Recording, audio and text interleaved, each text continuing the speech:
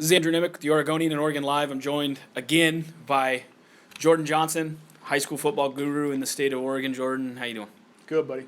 Want to talk about 2016, and I think as we get close to signing day, it's always nice to go over, kind of refresh where we're at, not only with how Oregon and Oregon State did in the state, but also who's still on the board. And we've got a number of big-name talent still on the board. Probably the most notable right now would be Matt Struck. Oregon State's looking at him as a quarterback, and I always thought there was potential for him to be a preferred walk-on as an athlete. I wasn't sure if quarterback was going to work out for him. Oregon State loves that he has a big arm, and he certainly has that. He's a tremendous athlete, and they're looking for a fourth scholarship quarterback to add on the roster. He's visiting this weekend officially. There's a chance he gets an offer. I know that things are really tight right now for Oregon State. You've had a chance to see Matt Struck. What is he as a football player? I like Matt. I think 30 TDs, 20 picks over the last 2 years isn't necessarily the best stat line, but Sure. He's young for the grade. He's 17 years old when he graduates, so he's still he could be a junior this season. 6'3", 210. He has a whip. So from a size standpoint, his intangibles are good. But I mean, I think Oregon State, if we're talking about an offer QB, I mean that isn't necessarily the kid I was thinking of. Not to diss Matt or anything like that. 'Cause No. I really do like Matt a lot, but Oregon State's in a position where I think they want to win sooner than later, Right. And it might be a few years. But once again, that's a kid that is young, and they could groom him and turn him into what they want him to be. So, big fan of Matt Struck, but wasn't thinking scholarship. Right. And when, like I said, I saw him as this is a great athlete.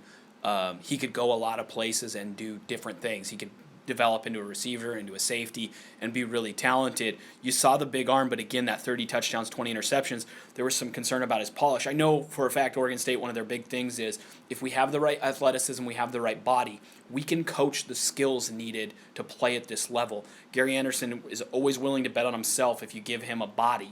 And I think he really likes, and I don't think either of us doubt, that Matt Struck has a Pac-12 body, and he has Pac-12 athleticism if it all comes together.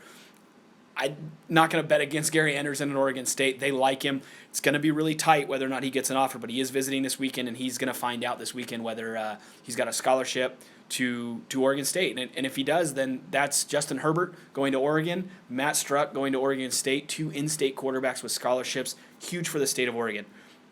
Another guy on the board, 3-star Liberty linebacker Kalen Hemphill, took an official visit to Arizona this weekend. I had a chance to talk to him last night. I know he enjoyed that visit. He said, for people who don't know, again, Oregon State pulled their offer because he took too long and they're running low on scholarships, so they pulled the offer. He said at this point, even if Oregon State were still on the board, Arizona and Oregon State would be tied.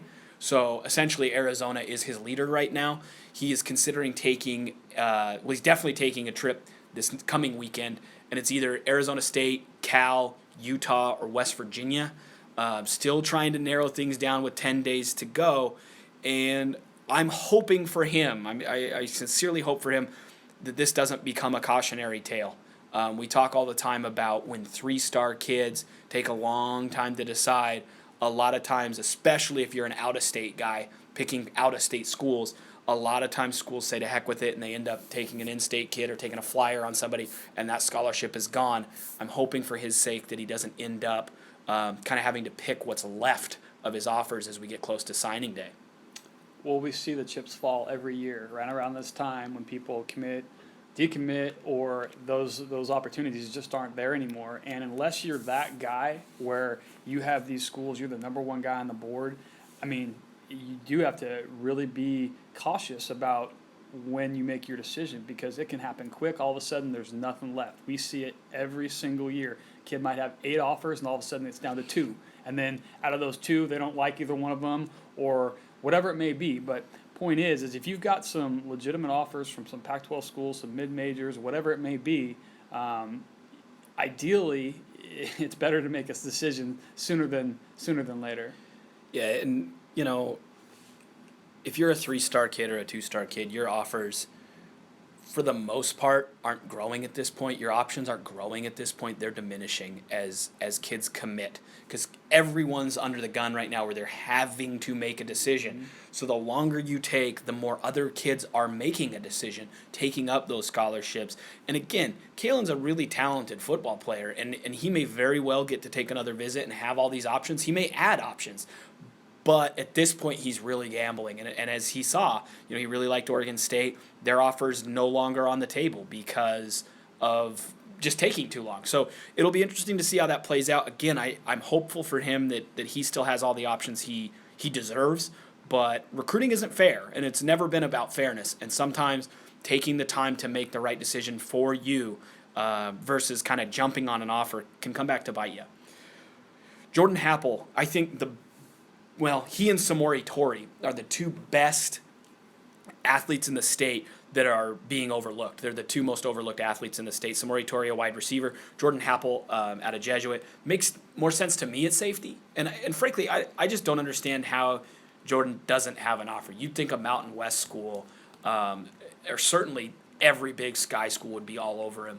Extremely talented, has the size. What's going on with Jordan Happel? So I think Jordan's the one kid with Samori, but Jordan specifically, because he can play on either side of the ball. The two-time Metro League Defensive Player of the Year, went for a couple thousand yards, 20 TDs at wide receiver for Jesuit. So this kid is flat out being missed. And the schools, there are a couple schools that are legitimately have them at the top of their board. They've waited because they don't have that pressure from other schools, so they've had that luxury of waiting. He's an individual that I think in the next week or two will get a couple mid-major potential Pac-12 offers coming his way. Jordan Happel's the real deal, and for this class, he's the one kid that has been overlooked, no question about it. He's got half the Big Sky, Hawaii, a few other schools, but he is legit Player of the Year. I mean, D1 come in and play your first couple seasons kid. So I really like Jordan, not only on the field but off, and I think he is going to be a standout Division I football player for all said and done. Yeah, I mean, Jordan is a kid that I just don't understand how he doesn't have offers. Breeze is a bigger hitter. Brady Breeze is committed to Oregon. Definitely a bigger hitter.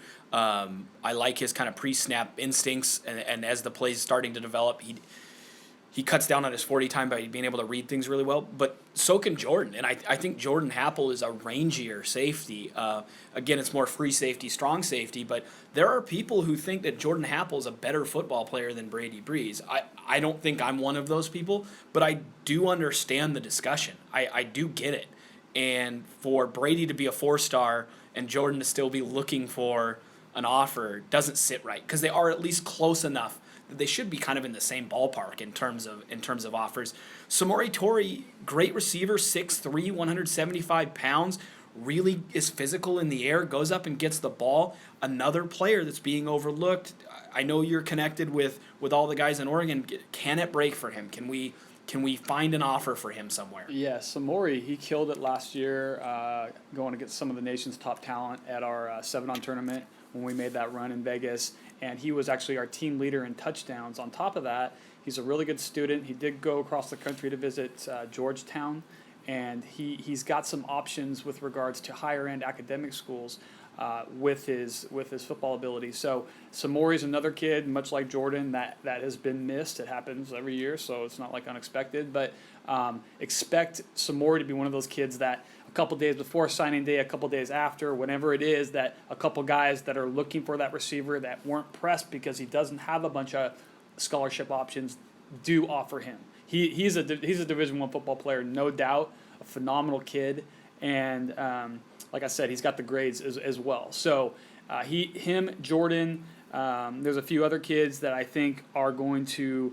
be steals and really make a couple guys on these coaching staffs look good when they offer.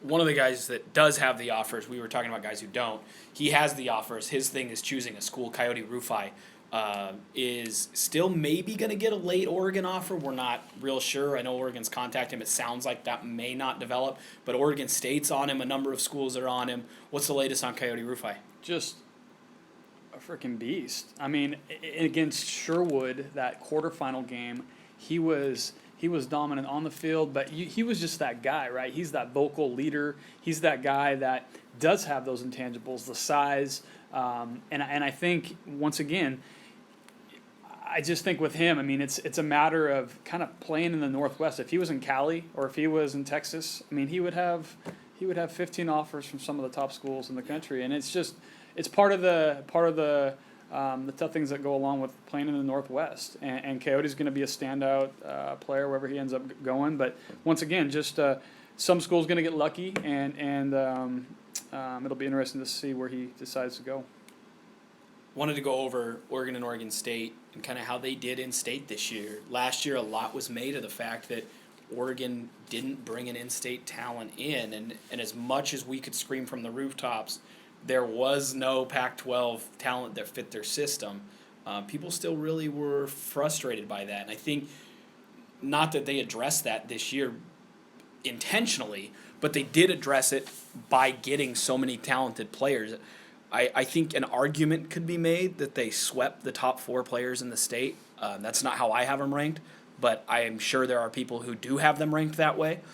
They landed the Central Catholic duo, who were both U.S. Army All-American Bowl nominees, Brady Breeze and Lamar Winston. Cam McCormick might have the highest ceiling of any kid in the state. 6'5", 225 pounds, ran the 4x100, ran the anchor leg for Summit in the 4x100 relay at state. Summit's 4x100 team was favored to win. He was the anchor for the favorite. Unbelievable at 6'5", 225. He could easily turn into a 6'5", 245-pound tight end. And I'm telling you, he has soft hands. He's athletic. He played basketball his junior year and broke records for rebounds. He had a couple games where he had 20-plus rebounds. He's got soft hands. He knows how to go up and get it. I love Cam McCormick, and I love Coach Osborne's ability to develop tight ends. Oregon doesn't use tight ends as much as they used to, but Cam's got an unbelievable ceiling. I mean, really exciting. And then they added late quarterback Justin Herbert out of Sheldon. And, you know, he broke his leg as a junior, and you'd been saying since he was a sophomore, this kid's a star. I had a chance to see him in the state semifinal games. Tim Tawa, Gatorade Player of the Year, 2-time Gatorade Player of the Year. He was a Max Prep second-team All-American. He played in the first game for West Linn, broke the state passing record, and looked really good. He was accurate. He threw a nice ball. And then Herbert had the second game, and it was jaw-dropping, and multiple people on the sideline said the velocity difference between Herbert and Tawa is unbelievable. He's 6'4", 6'5", 6'6", somewhere in that range, 220 pounds, and runs probably a 4.7 or 4.8. Justin Herbert, if he were in California, I went to the Elite 11, the finals. And there are 18 of the best quarterbacks in the country. I have no doubt that he belonged at that. He was just hurt, and he didn't get an opportunity. If he were in California, Florida, Texas, Ohio, he's a 4-star quarterback, and he's one of the top 10 probably pro-style quarterbacks in the country. Oregon cleaned up. Oregon did a really nice job. I don't think Oregon would say we missed on anybody we wanted in the state this year. Can't ask for much more than that. Yeah, I think Oregon, this class is as good in-state as they've done in maybe ever, or at least in the last decade, or what have you. You got 6'6", 220-pound QB. You got the best player in the state, in my opinion, with Brady Breeze. Agreed.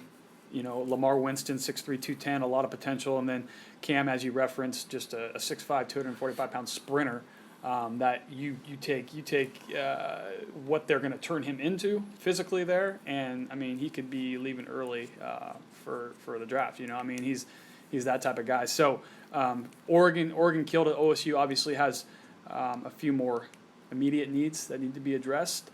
And a few of those guys that they got early, you know, John Bates ended up going to Boise State, and Amani Robinson, still a question mark. Trevon, we both like a lot. But when you're comparing those, I think Oregon definitely killed it, did a great job in state. The one guy that you and I just spoke on that I think was missed, and partly because he was injured throughout the season, was Jacob Kaiser. Yes. 6'5", 240, runs like a deer. And I think Washington should be commended. The University of Washington should be commended for getting him. Once again, people didn't get to see him this year because he was injured. But I'm telling you, man, this kid is an absolute freak. And he's going to play right away for the Huskies. And that's the one guy, if we're talking on, you know, the top kids in the state of Oregon this year, that I think was missed Oregon State did offer him, but I think he is legit. He'll be an all Pac-10 kid by his sophomore year. Yeah, Jacob Kaiser has the body and the speed combo that is extremely rare in this state. And he is stout. I mean, he's 6'5", 240, I think, and stout. And I think ran a 4.7 flat this summer. Had he gotten to play this year, I think he would have become a national recruit. I know because of just going to camps and things, I had a couple of Big Ten schools talking to me about him. What are his times? How does he look? How fluid is he? We're thinking about going on him. Should we go on him? And we're going to watch his senior film and we'll decide. And then, of course, he gets hurt and that killed it. But he had a lot of potential to become a 4-star recruit and get a ton of offers. It just didn't come together. From Oregon's standpoint, Oregon liked him more at tight end than defensive end. He could play either at the college level. And I agree with Oregon. I think Cam has the higher ceiling, and that's what I project them thinking. They could only take one tight end, and they liked Cam better than Jacob Kaiser. That's going to be an interesting battle forever and something to watch, because I think Kaiser's the more polished product, the more surefire, gonna be productive at the college level. Cam has NFL ceiling. It's which one you go on. Oregon believes they can coach him up. I believe in Coach Osborne, and he'll do a great job with Cam. But that's going to be a battle forever, is who's the better prospect, because it really, I think, did come down to that for Oregon. Mm-hmm. Oregon State, I think Oregon State missed a little with this group. And it's not to say that was even necessarily their fault. They're in a weird position where Oregon is clearly the better program right now. And just record-wise, on the field-wise, they're the better program. So Oregon kind of got to pick who they wanted. And I know Gary Anderson and his staff really focused on getting talent in the state of Oregon. They wanted to add 3 or 4 bodies. They missed on Jacob Kaiser. Justin Herbert didn't totally fit what they wanted, or they weren't feeling Justin Herbert. I'm not sure what happened there, because there was a stretch where Oregon really hadn't gone on Justin Herbert, and he was sitting there for the taking. And not to disparage Matt Struck in any way, because I think he's a great athlete, but I don't think there's any doubt that Herbert would be on a big board. Herbert would be higher than Matt Struck as a quarterback. Again, we've talked about the fact that Struck could be one of the top 10 quarterbacks in the country if he played in a big state. Struck is maybe like a 3-star flyer kind of guy. They didn't really move on him, and that's not to say they did a poor job. I don't know what they saw that they didn't like. Amani Robinson was not an all-league player as a junior. He really struggled to find his groove this season, and he's gained a ton of weight. He looks like a Pac-12 body. I'm interested to see what they can coach up there. Trevon Bradford, great athlete. Really like him as a kick returner guy, as a slot receiver. I think they hit there. He was the guy that Oregon didn't go on, but just below maybe what Oregon wanted. Just below that threshold, Oregon State stepped up and got him. And then Oregon State, because of scholarship offers and the lack of scholarships available, only had a gray shirt offer for John Bates, and John was concerned, and his family were concerned about that. They wanted a full ride offer, and Boise State came in and offered it, and so he took it. So Trevon Bradford, I think, is a good get. Amani Robinson's a total flyer. I think the body's there, the athleticism's there, the on-field production. I mean, you look at an all-league list, and if you're not all-league, I don't know if you're Pac-12. So the body's there, the athleticism's there, but is the on-field production there? So far, the answer to that is no. What did you think of Oregon State, especially given that they were winless in the Pac-12, so they weren't necessarily going to compete with Oregon for Brady Breeze, Lamar Winston. That was a tall order. Yeah, well, I know they were really high on Kaiser, so they missed on him. He decided to go. They offered Jacob, but with Jordan Happel out there, Sam Neuer going to Colorado, there's still a few guys that, with Sam, there wasn't an offer there. Jordan's still sitting there on the board. So you have to ask yourself, okay, so are they going after guys because they have some immediate needs and they need to win some ball games next year? And I get that. And there's only so many guys left. You can't really do anything about that. But if they went and got a Kaiser, a Coyote Rafai, Sam Neuer, Jordan Happel, Kalen Hemphill. Caleb They Hemphill. offered and they're going to miss. Yeah. So if you were to hypothetically say, okay, these 5 guys, they got 4 of the 5 that, a couple of them are still on the board, because I love Trevon obviously, but if you got a few of those guys, that would kind of solidify that class, and they would be all right. But I understand what OSU wants to win next year. They're not looking to, obviously you have to build, but at the same time, I get it. So is it the greatest recruiting class ever? No, but Trevon will play, I think, relatively soon. And there's still a couple guys that they could get. Go get Jordan Happel. Jordan Happel is consistently in the right spot. Is he the exact size maybe you want or what have you? No, but I mean, still 6'1", $190, and is better than everyone else on the field pretty much all the time. I mean, Yeah. Jordan Happel's the real deal. So go get him. And I mean, you miss on a few guys here and there, but you can still, with a couple late additions, do all right with this class. Well, you look at who they offered, and I just quickly jotted down guys they offered: Lamar Winston, Trevon Bradford, Jacob Kaiser, Coyote Rufai, Caleb Hemphill, Toby Okafor, John Bates. I believe they offered Cam McCormick. I could be wrong there. Those were probably the top guys, and obviously they offered Amani Robinson.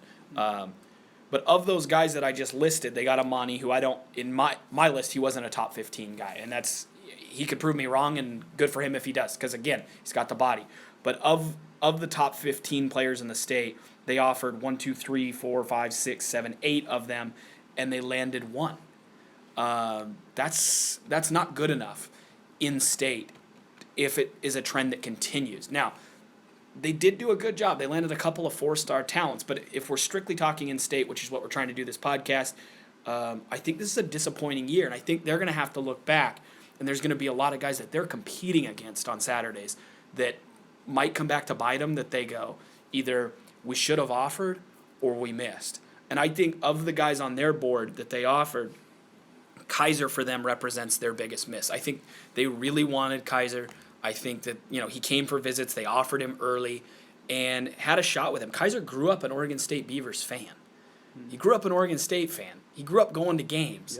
Yep. For him to go to Washington, that one hurt. It'll be interesting to see what Oregon State does with this group, because I think, again, Trevon Bradford's great. Amani Robinson's got the body, but this might be the year of the miss. One of the things I wanted to address, aside from Oregon State, is just part of recruiting is when you're a late bloomer or when you were hurt as a junior, your senior film, particularly those first 4 weeks of your senior film, matter a tremendous amount. And I wanted to ask you about who you felt like had the best senior film, who did the best job of marketing themselves from August through early October to turn things around, going from the place that Connor Christ, Jordan Happel, Matt Struck are right now, where they're kind of hoping an offer comes, to turning that corner and getting an offer. So Trevon Bradford has a ton of highlights. I mean, game 1 through 12. The way he organized his film initially, they were clustered. They'd have 7 top plays from each game, but it would go game 1, 2, 3, 4, 5. So what kids need to do, especially someone like Trevon, which he did, is take your top plays from the season. Let's say it's 15 plays, 2 minutes or less, and front load that. The very best plays, most athletic plays that you can possibly pull, and put those at the front of the video. These coaches don't have the time to sit there and watch 9.5 minutes of video for each kid.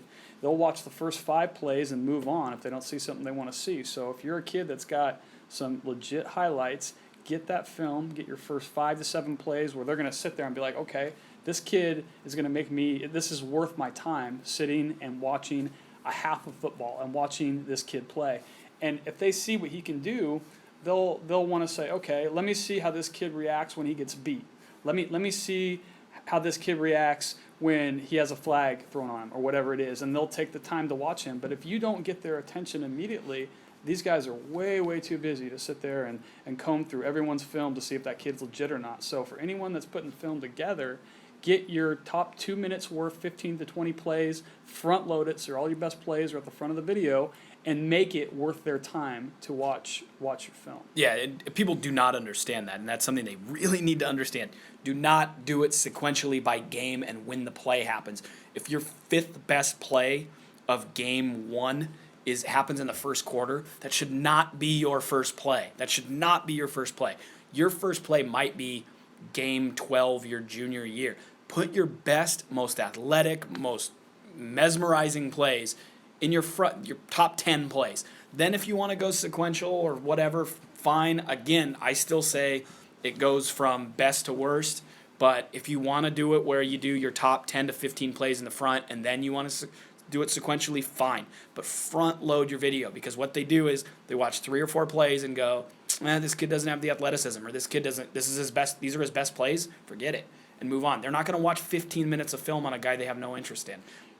Shock and awe. You have your 2-minute video that you use for recruiting, then you have your 13-minute video that you watch on Thanksgiving or Christmas with your family.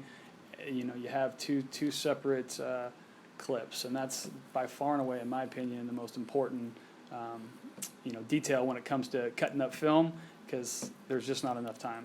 Putting a bow on the 2016 class, I wanted to give grades for the class's talent overall, grade for Oregon State, and a grade for Portland State. To me, the 2016 class gets an A minus. I don't think they had the elite talent. They didn't have a top 100 talent in the country, but they had so much depth, and maybe the deepest class that we've seen in a long time. I give them an A minus. There's going to be 8 to 12 Pac-12 players out of this group, and there have been years where there's one. Last year there was one, so to have 2, so to have 8 to 12 is pretty unbelievable. Grade for the 2016 class. So I wrote mine down, just so you know I'm not copying you, first of all. So I'm going to turn this right here and show you what I gave each class. So Okay. I said A minus on Oregon. As the class of 2016 for the state high school. A couple of years ago, when we had 3 kids on the defensive side of the ball and 6 or 7 on offense, that was a pretty brutal year. So overall, definitely in the A minus to A range if we're talking about overall class of 2016. Oregon Ducks, I gave an A minus. I think they got most of the talent they wanted. They did a great job of sticking with Justin Herbert. I think they deserve a lot of credit for that. I think a lot of people took that the other way to say Oregon missed on so many guys, they took a flyer on an in-state kid. I think it's the other way. They made sure they had a guy that was way under the radar, and luckily he was in their own backyard, but they stayed with him, watched his film, went to some games, and offered. I think that's going to be huge for them down the road. I think Justin Herbert's got an NFL ceiling if it all comes together, but he's extremely talented. Nobody knows about him. Great job there. They land the best pure athlete in the state, Lamar Winston. I think he's got a really high ceiling. Cam McCormick's got a huge ceiling. They stuck by him even when he tore his ACL. They are still there. He's enrolled early. They made sure they got him ready to go. I have a lot of respect for that. And then they keep the legacy kid, Brady Breeze, who's obviously, his uncle, Chad Cotto, was an NFL star and was on that Rose Bowl defense in '94. They really landed their 4 top priorities. I think the only thing that keeps it from being an A or an A plus is, I think Jacob Kaiser. I know they were full at tight end, but they need help on the D line. And I think Jacob Kaiser could have helped him on the D line. I mean, I like Coyote Rufai, but if they're moving late on Coyote Rufai, I think what was stopping them from moving on Jake Kaiser early. Jake Kaiser's really talented, and there were some when I say major programs, there were some major programs contacting me, asking me about his times, if he's legit, to try to send a picture of him so they could see how big he was. I think that's the only thing potentially that keeps him from a solid A. Well, you were out at that combine with me when those schools hit on Jake Kaiser, and that was our combine, and he ran a 4.7 flat, and you were sitting there with me when he did that. So specifically, whether they want to put him at DN, whether they want to figure out something later, Jake is one guy that I will say that was missed. Good for Washington, but Oregon did a phenomenal job. The Ducks did a really, really good job. Give them a lot of credit, especially your point on Justin Herbert. That the day I remember when he got offered by, I think it was like Nevada or a mid-major, Oregon said, "Okay, this is it. We're gonna pull the trigger right now." So I give the Ducks a lot of credit. I think they did a good job, phenomenal class, good kids as well. I mean, on and off the field. So definitely A- to an A if we're grading that class. Oregon State, I think, almost has to get 2 grades, and then I'm going to merge them. I think landing talent in the state, they get a D or D minus. When you offer in your own state 8 guys and you end up with 1, and again, of the top 8, they've offered more than 8, but guys that we have in that top 8, and you only get 1 of them, that's a D to an F. I mean, you have to keep your talent in state. You cannot land under 20% of your in-state talent. That being said, I thought Gary Anderson on the recruiting trail, connecting to these schools, trying to mine for unheralded, guys that were under the radar, I think he gets a B plus. So I think overall I give him a C. Again, they missed on a lot of their top targets in this state, and that really hurts their grade. But I think Gary Anderson did a great job of outreach. I think this class is going to help establish future classes where they're going to have a better foot in the door because they did go to some of the schools that Oregon hasn't been to in a few years. I think they went to a few schools that Oregon hasn't been to in 10 years. I think they did a really good job of knocking on every door and making sure that people knew, hey, we're going to recruit this state. But that said, this particular year it didn't necessarily work out for them in terms of, they didn't get Brady, they didn't get Lamar, they didn't get Cam McCormick, Jacob Kaiser, Justin Herbert they never went on, and I thought they could have. Cody Rufai, Kalen Hemphill, Toby Okafor, John Bates, all guys they offered and could have landed and didn't quite get. So I will go with a similar grade because there's only so many kids within the state that would justify an offer from Oregon State. But if I'm them, go grab and go offer some of those 2017 kids right now. Go show them love first. I understand you're solidifying and getting your 2016 kids all together, but Jackson Kirkland, why have you not offered him? 6'7", 305-pound tackle out of Jesuit. You did the good thing with David Morris. They offered David Morris. Great work there. Demetrius Douglas, I've been screaming his name for a long time. His dad was in the NFL for 5 years. I think he's a very unique athlete. Daniel Green is a kid that we're going to be talking about a lot in the next month or so. He's going to have a plethora of offers coming in once he gets his grades. So once again, with Oregon State, I think the Trevon was definitely a plus. But overall, as you referenced, grabbing 1 kid out of 8, missing on Kaiser, Jordan Happel's still on the board. Kalen Hemphill no longer has an offer. C minus. I would go with on that. Portland State, I think, to some extent, is still to be determined, just because, if they end up somehow managing to get Happel, if Struck it doesn't work out and they offer him late, that boosts their grade. Samori Torrey, if they were to offer, that would boost them. Connor Christ, if they landed, I know they've offered. If they end up landing him, that would help their grade. But to some extent, some of this has to just be, why are you not giddy over the fact that Jordan Happel is still sitting there? Jordan Happel might end up being a productive Pac-12 player. So for Portland State to not really be aggressively pursuing him makes no sense to me. Samori Torrey should have an offer, from Portland State, right? or be heavily pursued by Portland State. And I don't get the sense that he is. Not keeping tally, I think, was disappointing. He leaves for Eastern Washington. Frankly, right now it's a better program, so I get it.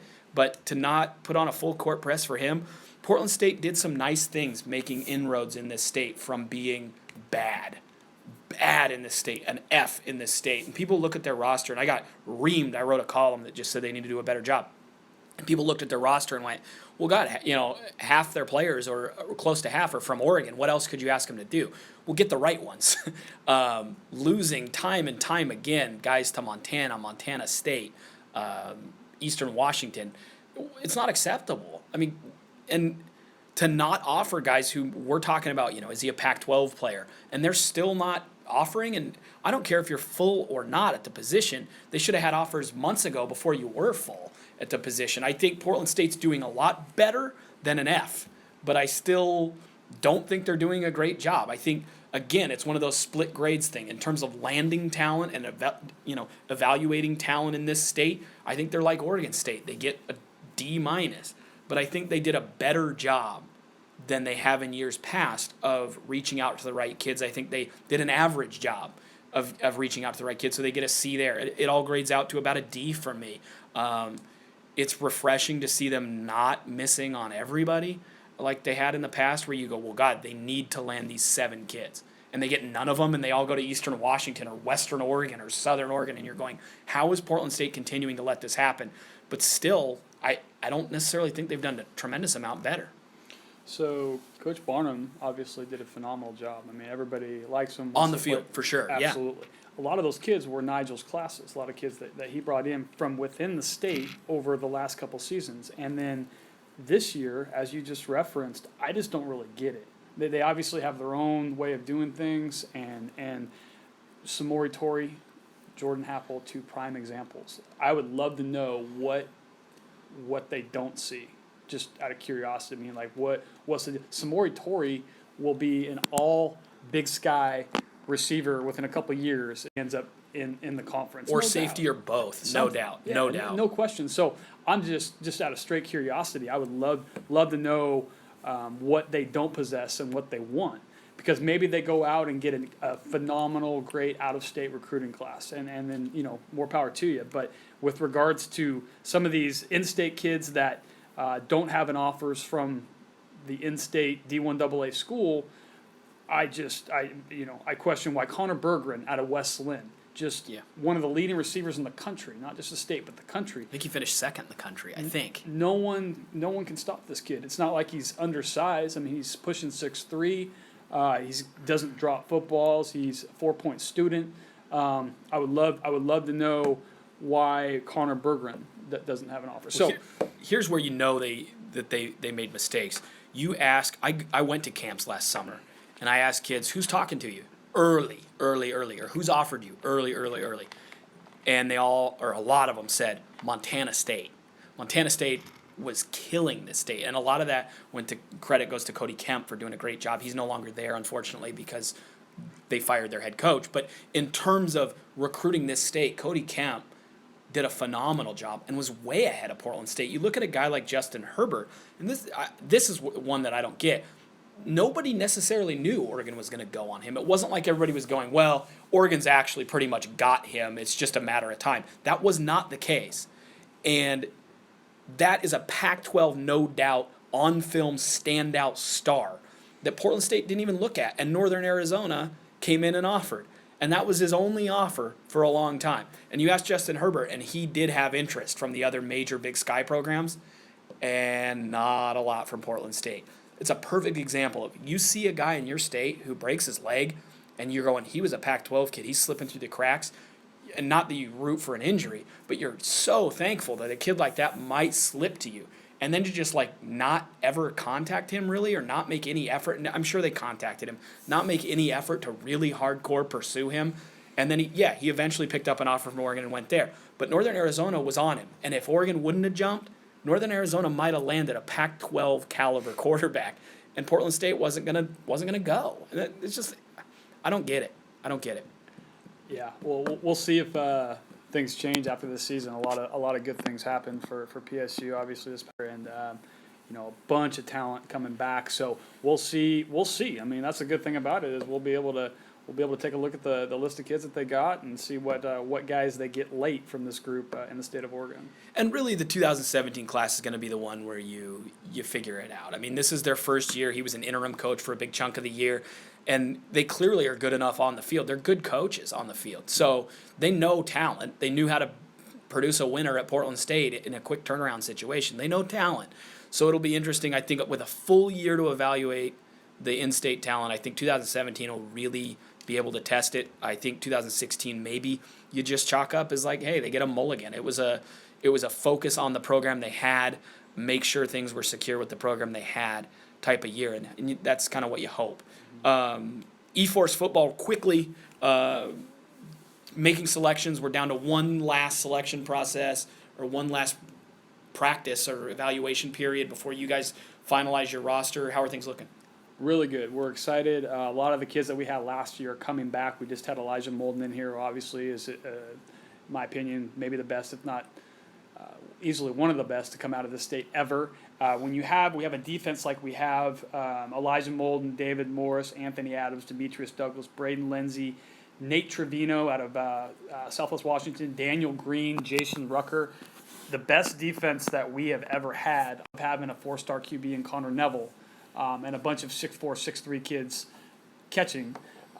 We're excited about the potential, especially after making that Final Four run last year and losing to the national champion Bishop Gorman. So we're optimistic. We're going to put in a lot of work. We'll be traveling, going to Vegas, San Francisco, a few other places in the spring, and excited for these kids, because as you look at the talent, you also look at the type of just the type of athlete and person that they are, and I legitimately see kids that are phenomenal people, and it makes our lives that much easier when you got that combination of kid. So not only are we excited, we feel very fortunate to have these type of kids and athletes playing for us. Perfect. Jordan, thank you for joining me, as always, and hopefully we can do it again next week. Absolutely, buddy.